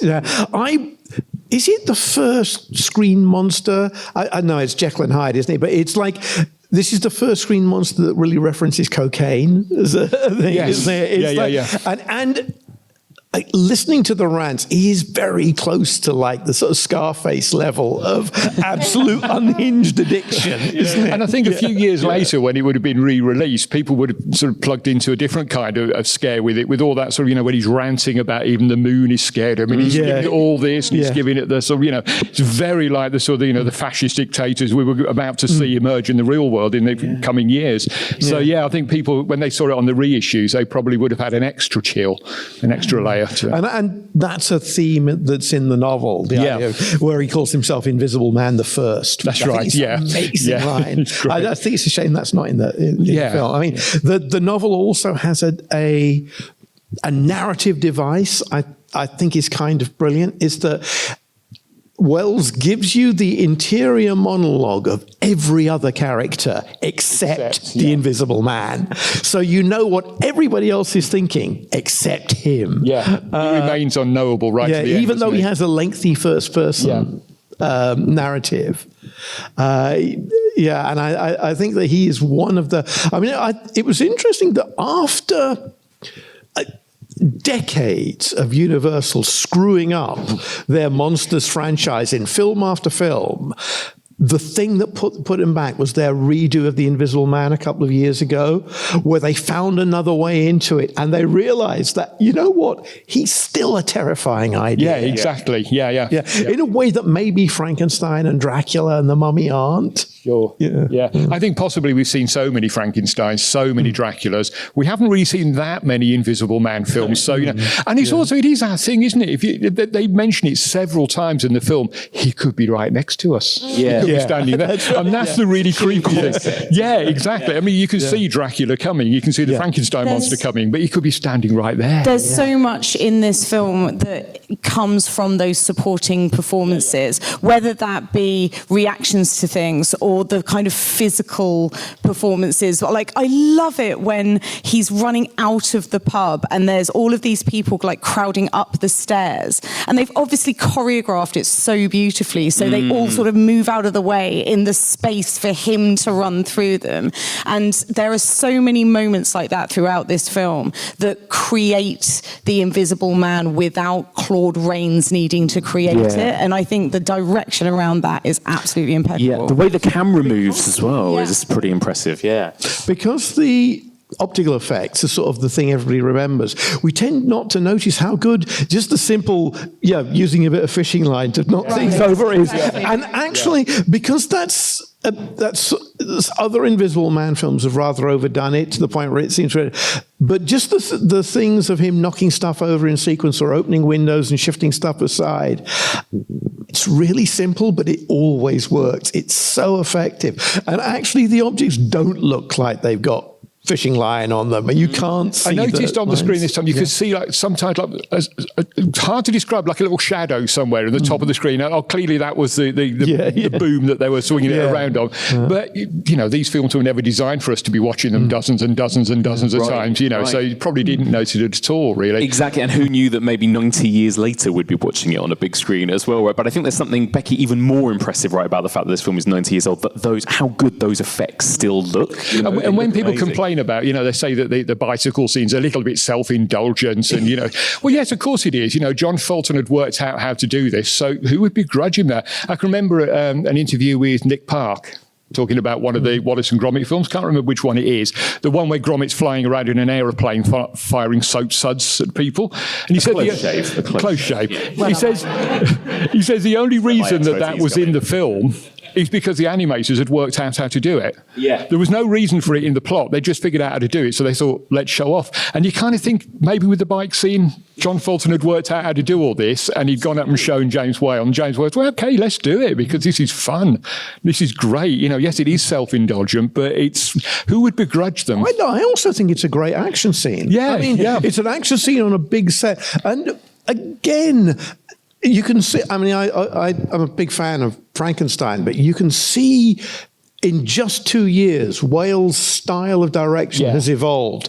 Maybe the camera is more mobile now, but some of it is just the choreography of extras. Yeah, there were a lot of great camera moves in it. The camera is a lot more agile in this than it is in any of the other earlier films. Clearly, the cameras have got smaller, but I think Whale had actually figured out how to move them. But in Frankenstein, the scenes with the peasants, chasing the monster. They're not as good as the mob scenes in this. And it's got car crashes and train crashes. It's like it goes the full like Fast and the Furious approach to delivering everything you want in a movie. Yeah. Was this, Kevin, the first time we'd seen some of these sorts of effects? Or did, I don't know how many of these things dated back to kind of Georges Méliès films? I mean, back in the silent days, there were always people turning up at inns and trying to take their clothes off to go to bed. No, all the clothes were being put back on again. Running around. So that was the sort of the beginning of these things. But they were very crude effects back then, very effective in the day. People couldn't figure out how they were done. I think this refined those effects. I mean, they are effects that are rooted in the silent period. They go right back to Méliès. But Fulton had sort of looked at all that and said, right, how can we do this on a bigger scale? How can we do this better? And he did push the envelope, as they say, of special effects at the time. Didn't it? Like, Becky, I used to think that, like, you could even hear that people were impressed with that initial moment when the bandages first come off, right? Like, it still looks impressive. It looks amazing, and it again sort of really treads this line, which I just find so impressive in this film, between that kind of spectacle and the humour, because you immediately go from him taking off the bandages and. Like when he throws his nose at them and he's like, here's a souvenir for you. So good. And that first like real reveal of him, sort of headless. And then you immediately switch to him stripping down his trousers and saying, I'll show them something. And then, how am I going to handcuff a shirt? Like, it's absolutely, it's just played to a T. Yeah. And I love how Whale and the effects kind of work together to create this atmosphere of sort of surrealness and humour and fear and absolute just kind of like jaw-dropping. Like even now, I mean, I don't want to sound kind of patronising to it by saying, isn't it amazing that it's 90 years old? But isn't it amazing that it's 90 years old? It still looks so good. Yeah, it is. It's absolutely incredible. We haven't got too much time left, so before we move on, I'd love to know if anyone else out there, we have a mic we can pass around the audience. Does anyone have any questions for anyone on our panel or any comments they would like to make? Yes, we've got a hand up over this side.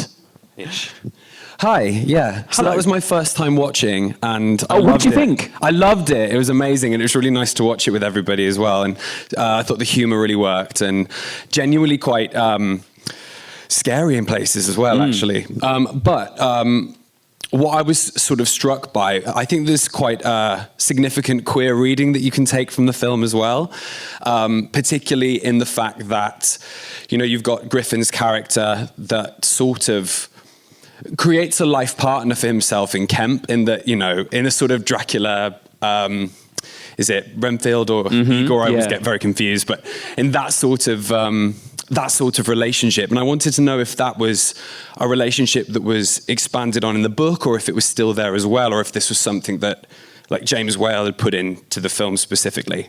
That's interesting. Yeah. Have you any thoughts on that, about whether or not maybe James Whale himself kind of added that in? Or? It's in the book, but not to that extent. Certainly, it's Whale's reading of it. I mean, you could argue that H.G. Wells is one of the most heterosexual writers of the 19th and 20th centuries.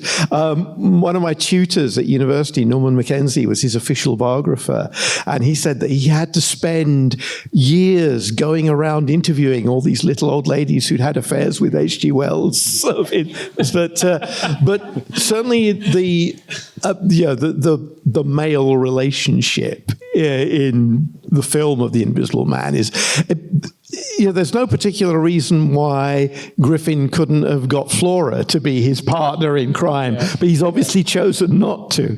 But he's also picked somebody he hates, which I think is quite funny.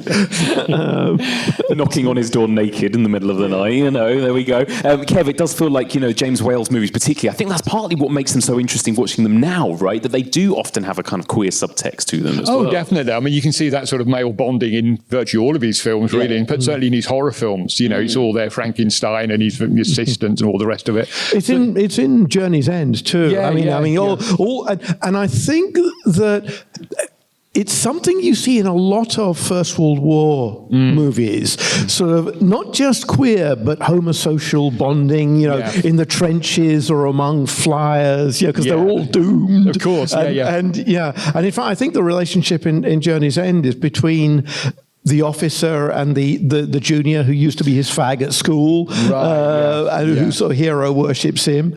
And that runs through, even bits of, it's even sort of in Showboat and I think certainly it's in Bride of Frankenstein and The Old Dark House. And although it's sort of fairly subtly done here, I mean, it's not, it's there to be read if you want to read it. I think once the Hays Code came in, that would have been cut straight out if anybody had spotted that. Yeah, it's certainly a theme that vanishes from cinema. And Whale's career, I mean, when he made this, he was like one of the biggest directors on the Universal lot. And he had Bride of Frankenstein and Showboat and 35 and 36. Then he made this film, The Road Back, which was a sequel to the huge hit All Quiet on the Western Front, and it was a famous disaster.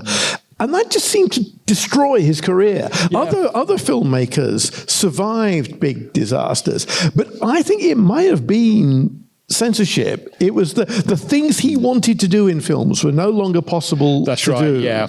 And so he kind of gave up. That's right. I think he lost heart, didn't he, in what he was able to do, because code was in. You couldn't do half the things. You couldn't put all the sort of little messages, the queer elements in it that are quite clearly in this film and his other films. You couldn't get away with that anymore. So he probably just thought, what's the point? This is what I want to do. What's the point in carrying on? So, Becky, I want to finish by asking, one of the things that one of our friends, James Swanton, said to me was that it's almost difficult, it's almost unfair to come up with a top 5 Universal horror movies because 4 out of the 5 are directed by James Whale. Frankenstein, Bride of Frankenstein, The Old Dark House, and The Invisible Man. Would this kind of rank in the top 5 for you, or where generally would The Invisible Man rank for you among the other Universal horror movies you've seen? This is definitely in my top 5. I think it's got to be Bride of Frankenstein. Creature from the Black Lagoon's in my top 5. I love it so much. Yeah. And this has got to be up there. I also, me, I love an underdog, so I love the Wolfman as well. Dog pun intended. I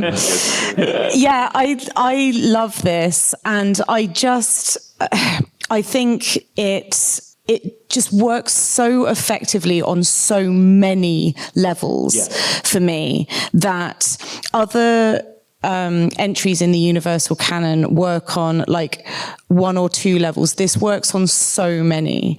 And this is what, like I say, I've watched it twice today and I enjoyed it as much on my second watch within about 8 hours than I did. Watches of this is still shorter than watching Beau is Afraid. As well.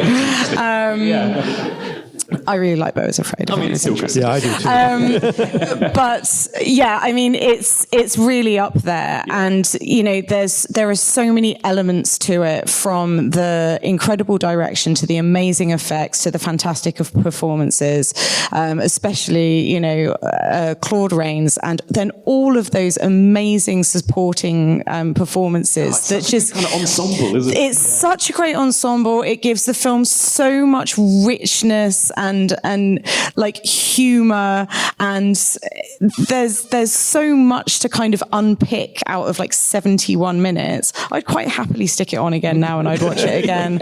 I've enjoyed this evening so much. So yeah, it's just, absolute banger. Kev, where does it rank for you among the sort of Universal monsters, Universal horror films? Again, it's top 5, but then, like James said, your top 5 is nearly all. It's James Bale. Yeah.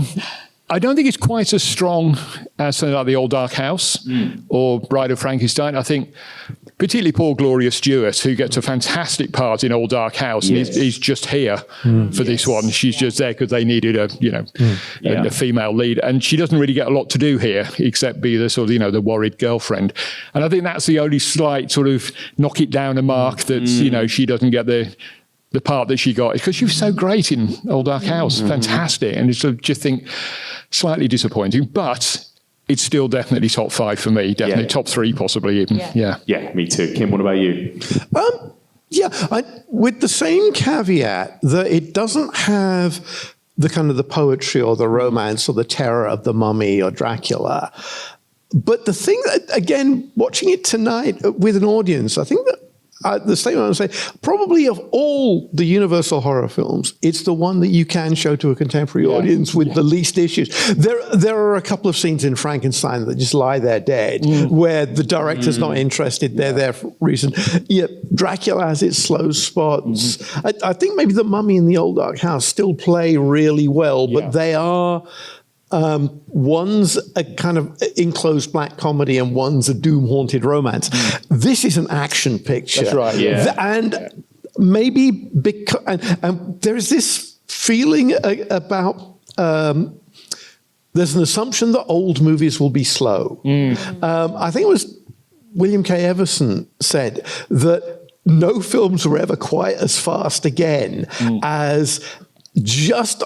in the early 30s, where they had perfected sound recording and the camera got moving again, and you had things like those Warner Brothers gangster films or those fast-talking newspaper comedies or stuff like this, which are just, and maybe some of the airplane movies as well are just non-stop in the way that we now think of an action picture. And Becky said earlier, it just flies by. It's 70 minutes moving, and it feels like 10 minutes. It's over. And you think, I wish there'd been very few films I watch, and I think I wish there was more of that. Yes, an awful lot of films. I think you too see much all of that. 20 of those volunteers go over. And actually, that's a good final question to end on. I've not seen any other, apart from the remake, the Lee Whannell remake, I've not seen any other Invisible Man films. Would you recommend anyone go and check out, which one of the other sort of Invisible Man movies would you recommend people check out after this one? Kim, any recommendations? Well, I like all of them. The one I'll pick is Invisible Agent, which is... It's almost like it's the first film that takes an established monster and makes him a superhero.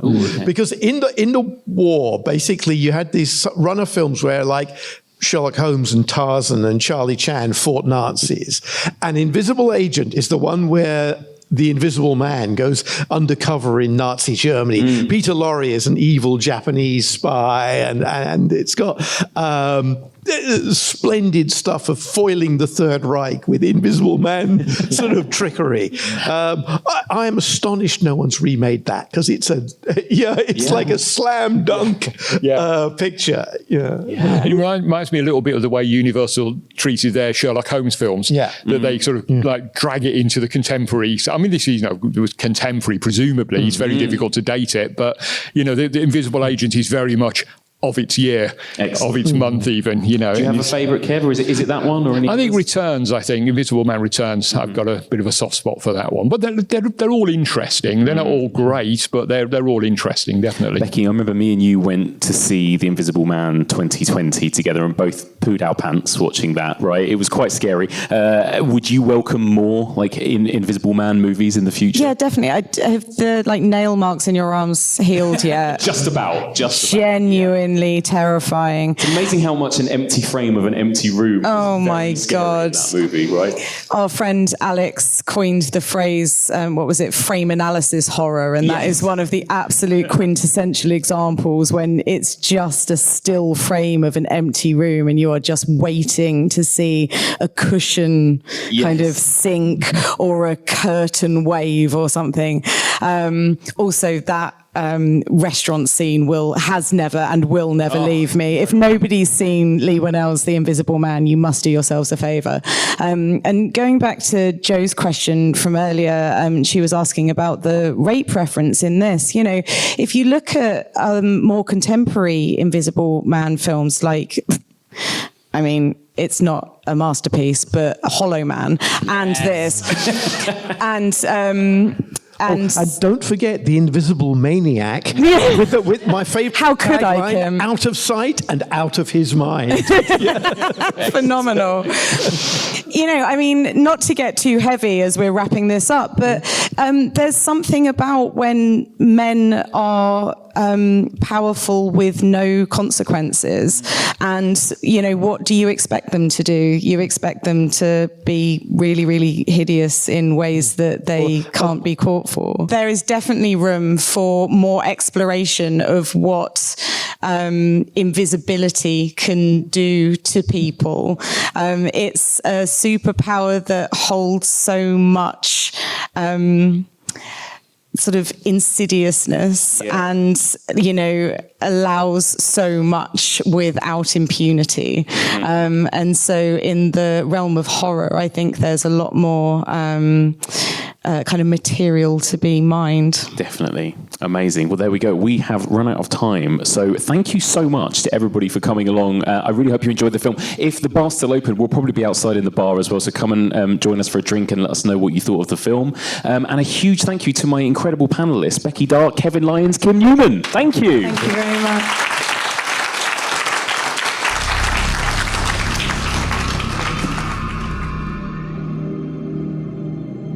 And there we go. That's it for this week's episode. Thank you so much for listening. One more time, a huge thank you to my brand new guest, Sarah Cook, and a little shout out to those three that joined me on a panel at the Regent Street Cinema 2 years ago, Kim Newman, Kevin Lyons, and Becky Darke.